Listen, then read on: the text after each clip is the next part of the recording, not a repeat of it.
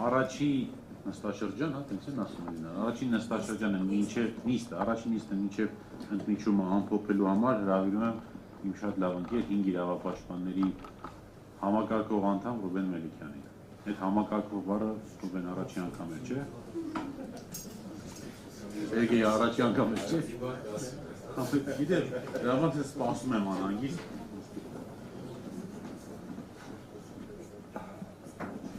Արև ձեզ, ողջունում եմ բոլորին, շնորհակալ եմ, որ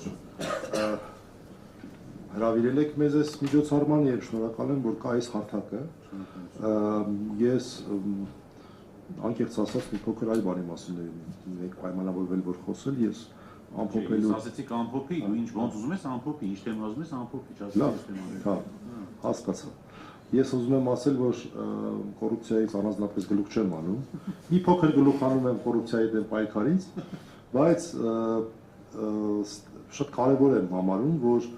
մեր հանրային դաշտը, հանրային գործիչները, թե քաղաքական գործիչները, թե մյուս հանրային գործիչները, այս թեման վերջապես վերցնեն եւ լրջորեն սկսեն զբաղվել համակարգված ձևով, որովհետեւ մենք տեսնում ենք մեր արգելի գործընկերը Երևանի քաղաքապետարանի ընդդիմադիր ավականու անդամ, բազմաթիվ այլ գործընկերներ, որոնք որ շատ ակտիվ հակակոռուպցիոն առանձին գործունեություն են իրականացնում, սա որոշակի համակարգման, որոշակի ինֆորմացիայի մշակման կարիք ունի, նաև այն պատճառով, որ ինչ-որ անարդարության բաղադրիչ կա այստեղ, որ ներկայիս իշխանությունները իշխանության գալու համար իրենց կարևորագույն դրոշներից մեկը կոռուպցիայի դեմ պայքարն էր, բայց հենց նրանք են բոլորիս աչքի առաջ, սա ես որպես քաղաքացի եմ ասում, նորից եմ ասում շատ որպես մասնագետ ինձ այս հարցում մի դիտեք, որպես քաղաքացի եմ ասում, անընդհատ մեր աչքի առաջ կոռուպցիայի վիճակի ոչ թե բարելավում է, այլ վատթարացում է։ Բոլոր հնարավոր ոլորտներում, հնարավոր եւ անհնարին ոլորտներում։ Եվ սա պրոբլեմա է այն առումով, որ նրանք շարունակում են այդ դրոշը կրել եւ հանրությունը չի ստանում իմ կարծիքով բավարար տեղեկատվություն այն դրսևորումների մասին, որոնք որ հենց այն մարդիկ են իրականացնում, որոնք այդ օրակարգով եկան իշխանության։ Շատ կներեք, ես օրինակը բերեմ, եթե օրինակ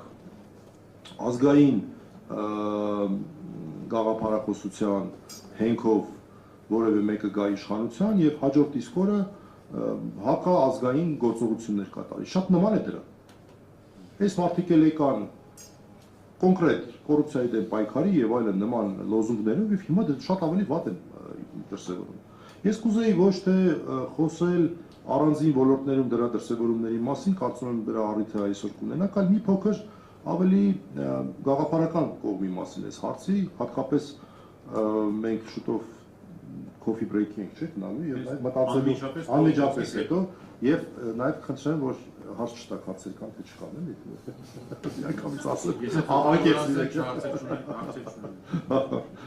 կարծում եմ նաեւ մտածելու տեղ այստեղ կա։ Տեսեք, մենք հիմա տարբեր մեխանիզմների մասին ենք խոսում։ Այս մեխանիզմը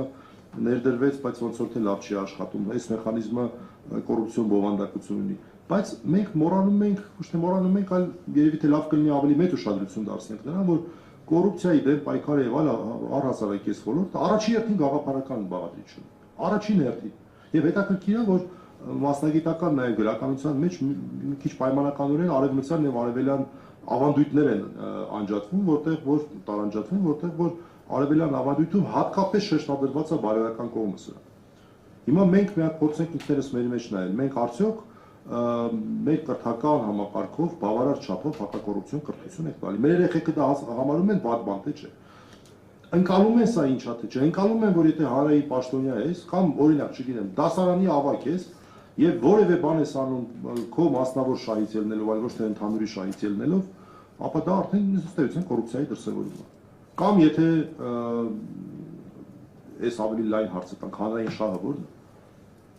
Ես կարծում եմ, որ սա հարցեր են, որոնք որ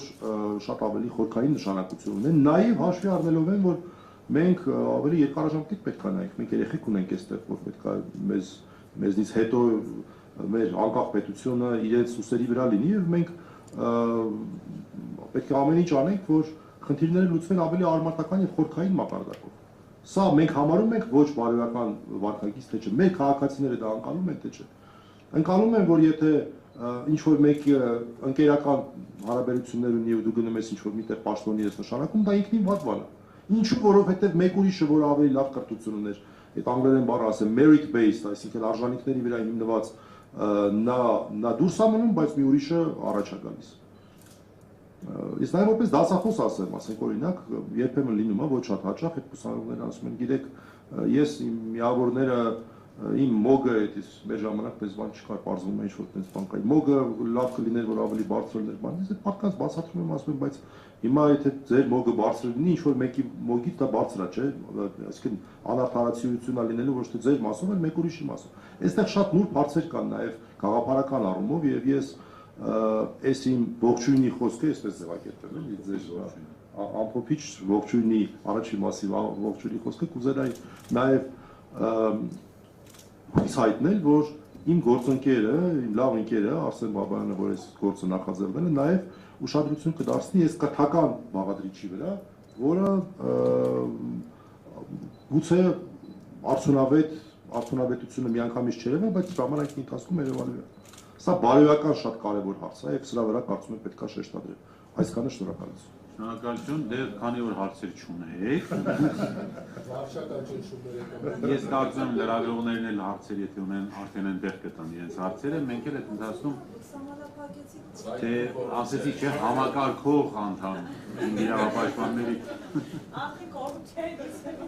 Ռուբեն Մելիքյան ընկճումից հետո կտանք մեր բոլոր հարցերը եւ ով հարց ուներ երկու անգամ ավել հարց կա։ Տեսեք, ստեղ հանրայինի խնդիր է։ Հանրային շատ պահանջում է դուրս գալ հոգի բրեյքի։ Տեսեք, դուք եք կոռուպցիա, բայց հետո հարցը։ Հետո, пожалуйста։ Չկա կոռուպցիա, դուրս եկա։ Բայց